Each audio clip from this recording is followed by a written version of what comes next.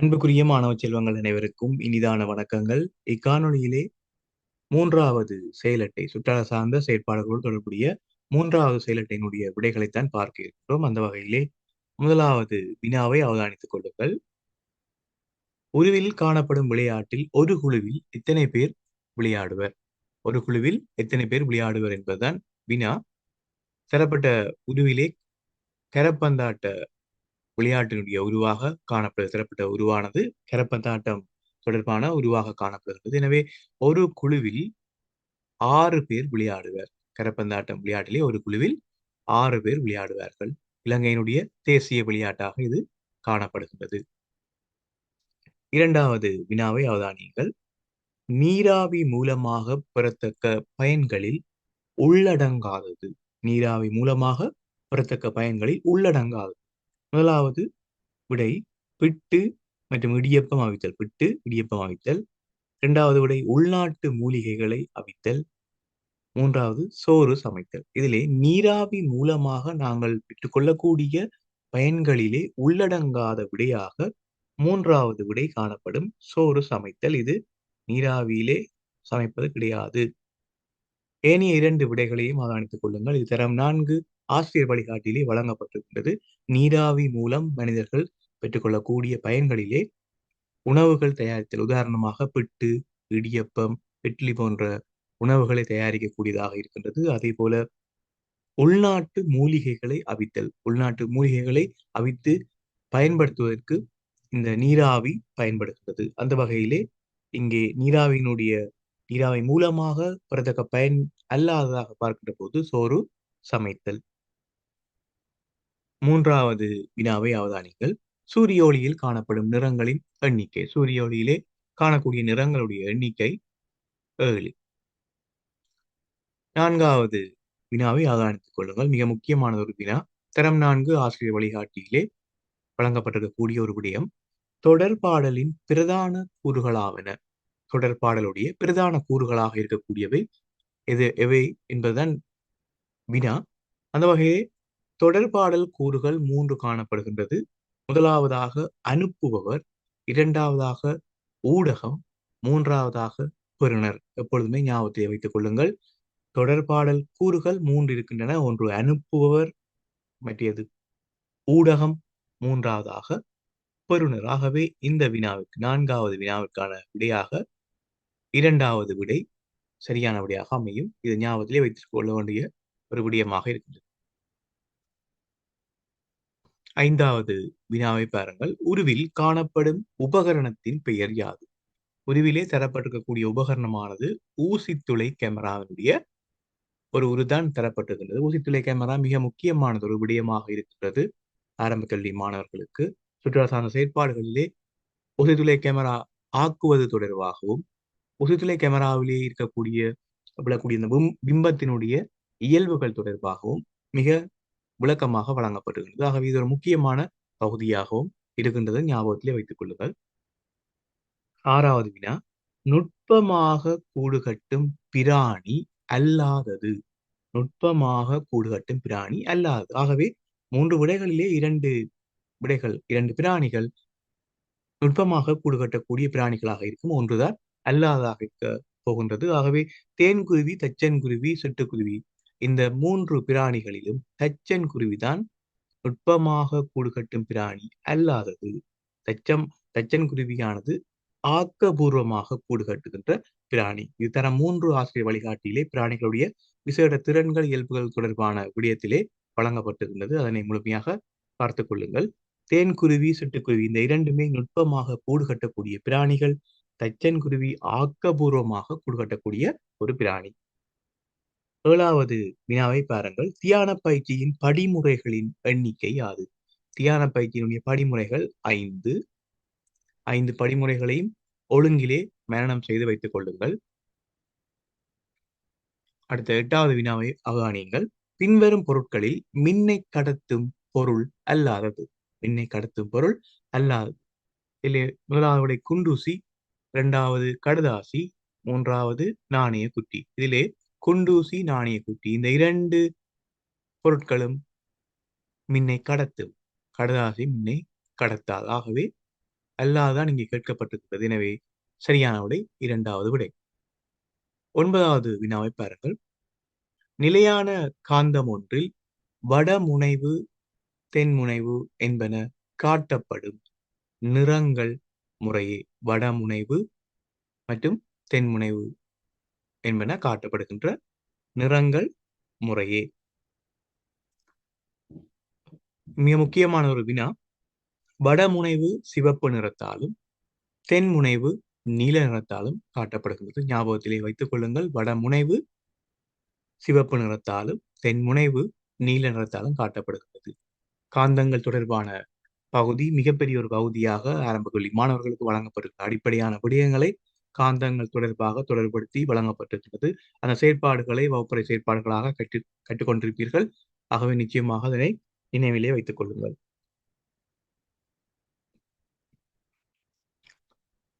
10வது வினாவை அவதானிங்கள்.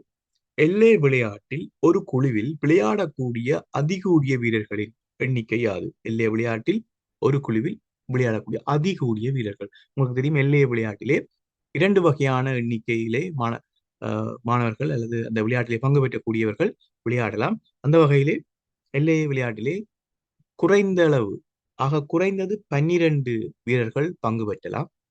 கூடியது 16 வீரர்கள் பங்கு பெற்றலாம். ஞாபகத்திலே வைத்துக் கொள்ள வேண்டும். குறைந்தது 12 வீரர்கள் பங்கு பெற்றலாம். கூடியது 16 வீரர்கள்.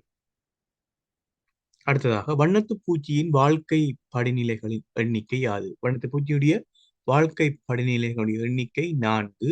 4 படிநிலைகள் தொடர்பாகவும் நீங்கள் தெளிவாக கற்றுக்கொள்ள வேண்டும். அதே நேரம் தமிழ் பாட பகுதியிலே வண்ணத்து பூச்சியினுடைய வாழ்க்கை வட்டம் ஒரு சிறிய ஒரு பாடப்பிறப்பு, ஒரு பகுதியாக, ஒரு பாடத்திற்குள் ஒரு பகுதியாக வழங்கப்பட்டிருந்தது.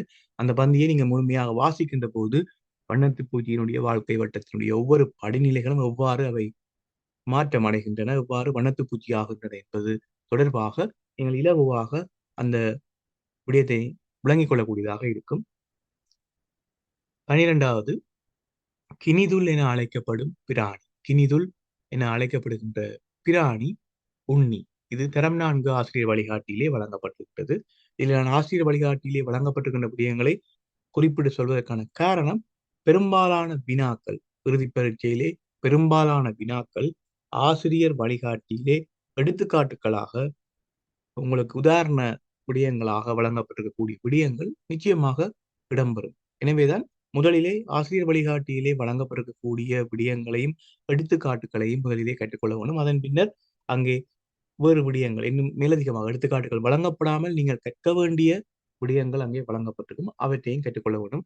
முழுமையாக கற்றுக்கொண்டால் அனைத்து விடயங்களுமே ஆசிரியர் வழிகாட்டியை பின்பற்றியதாகவே இறுதி பரீட்சையிலே வினாக்கள் அமையும்.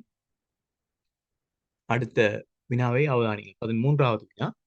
இழுத்தல் செயற்பாட்டுடன் தொடர்புடைய உபகரணம் எது? இழுத்தல் செயற்பாடு. இழுத்தல் செயற்பாடு தொடர்புடையது கப்பி. 2வது விடை கப்பி.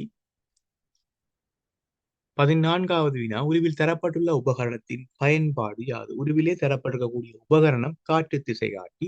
எனவே அதனுடைய பயன்பாடு காற்று வீசும் திசையை அறிய பயன்படுதல். காற்று வீசும் திசையை அறிய பயன்படுதல்.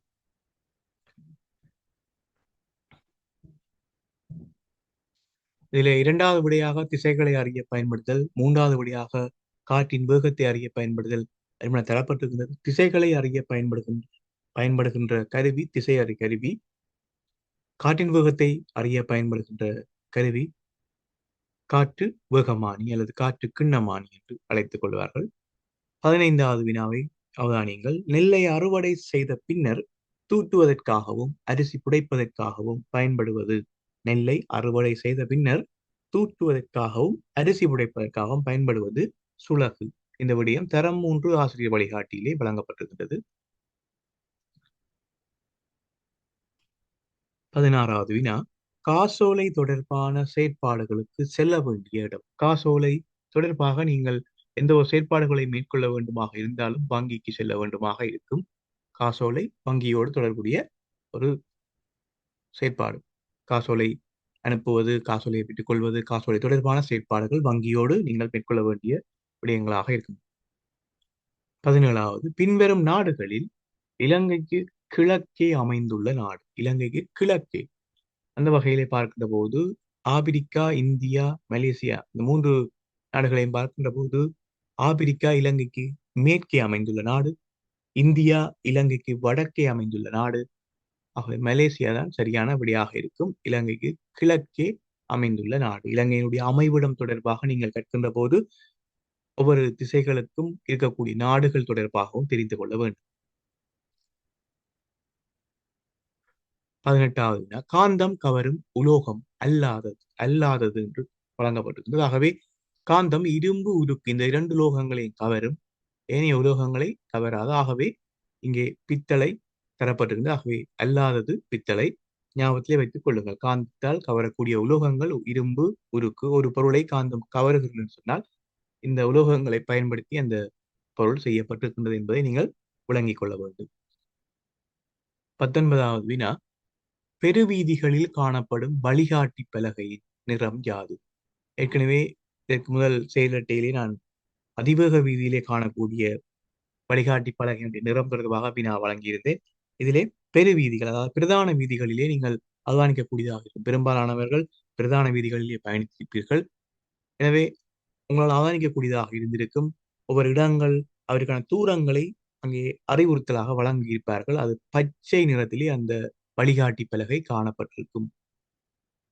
ஆகவே பச்சை நிறம். 20வது வினாவை அவதானித்துக் கொள்ளுங்கள். காந்தம் ஒன்றில் சில இரும்பாணிகள் கவரப்பட்டுள்ளதை மேலுள்ள உரு காட்டுகிறது. இதன் மூலம் நீர் விளங்கிக் கொள்வது யாது? தரப்பட்ட உருவை நன்றாக கவனித்துக் கொள்ளுங்கள். காந்தத்திலே 2 பகுதிகள், வடமுனைவு, தென்முனைவாக 2 பகுதிகள் காணப்படுகிறது. இந்த 2 முனைவு பகுதிகளிலும் அதிக அளவான இரும்பாணிகள் கவரப்பட்டுள்ளதை நாங்கள் உருவின் மூலம் அவதானிக்கக்கூடியதாக இருக்கிறது. தற்போது விடைகளை பார்ப்போம். முதலாவது விடை காந்தம் இரும்பாணிகளை மாத்திரம் கவரும். காந்தம் இரும்பாணிகளை கவரும், ஆனால் இரும்பாணிகளை மாத்திரம் கவரும் என்பது தவறானது. ஏனெனில் காந்தம் இரும்பு, உருக்கு போன்ற உலோகங்கள் இருக்கக்கூடிய எந்த ஒரு பொருளையுமே கவரக்கூடியதாக இருக்கும். எனவே முதலாவது கூற்று தவறு. காந்தம் இரும்பாணிகளை கவரும் என்று சொன்னால் நாங்கள் ஏற்றுக்கொள்ளக்கூடியதாக இருக்கும். இங்கே இரும்பாணிகளை மாத்திரம் கவரும் என்பது தவறு. இரண்டாவதாக சட்டகாந்தம் ஒன்றிலே முனைப்பகுதிகளிலேயே அதிகமாக கவரும் தன்மை காணப்படும். மிக சரியாக இருக்கின்றது இந்த விடை. ஏனெனில் ஒருவை பார்க்கின்ற போதே நீங்கள் விளங்கிக் கொள்ளக்கூடியதாக இருக்கும். காந்தத்தின் செயற்பாடுகள், காந்தம் தொடர்பான விடயங்களை கேட்கின்ற போது இதை நீங்கள் செயற்பாடாக செய்து பார்த்திருப்பீர்கள். ஒரு சட்டகாந்தத்தினை இவ்வாறாக இரும்பாணிகள் இருக்கக்கூடிய ஒரு இடத்திலே நீங்கள் இடுவீர்களாக இருந்தால் இரும்பாணிகள் அதிகமாக 2 முனைப்பகுதிகளை நோக்கி கவர்ந்து சென்றிருக்கும். இறுதியாக இவ்வாறாக ஒரு உருவாக நீங்கள் செயற்பாட்டிலே பார்க்கக்கூடியதாக இருந்திருக்கும். ஆகவே இந்த உருவிலிருந்து நாங்கள் விளங்கிக் கொள்ளக்கூடிய விடயம் 2வது விடயமாக இங்கே தரப்பட்டிருக்கிறது. சட்டகாந்தம் ஒன்றிலே முனை பகுதிகளிலேயே அதிகமாக கவரும் தன்மை காணப்படும். இதுதான் இந்த உருவின் மூலம் நாங்கள் விளங்கிக் கொள்ளக்கூடிய விடயமாக இருக்கிறது.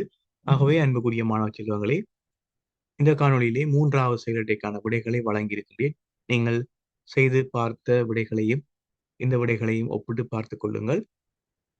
சுற்றாடல் சார்ந்த செயற்பாடுகள் இறுதி பரீட்சையிலே மிக மிக இலகுவான ஒரு விடயம். நீங்கள் முழுமையாக ஆசிரியர் வழிகாட்டியை பின்பற்றி கற்றுக்கொண்டால் உங்களுக்கு மிக இலகுவாக இருக்கும்.